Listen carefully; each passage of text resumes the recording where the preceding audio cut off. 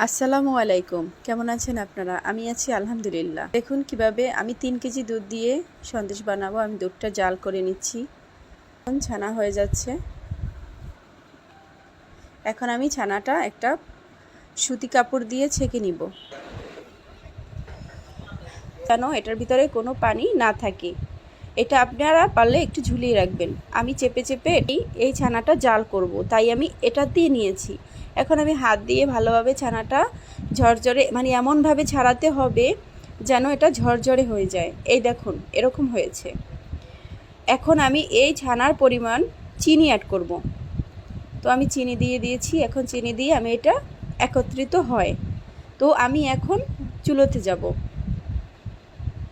দিয়ে দিলাম 1 চিমটি লবণ, যেন একটু এটা ব্যালেন্স করার জন্য। এটা আপনারা অপশনাল, দিলেও পারেন না দিলেও পারেন, মন চাইলে দিলেন না দিলে নাই। এখন আমি জাল করতেছি।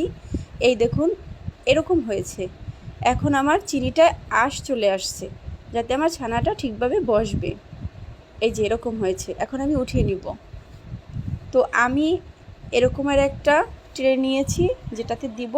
আমি কাচের প্লেটেও নিয়েছি, আমি দুটোতে দিয়েছি।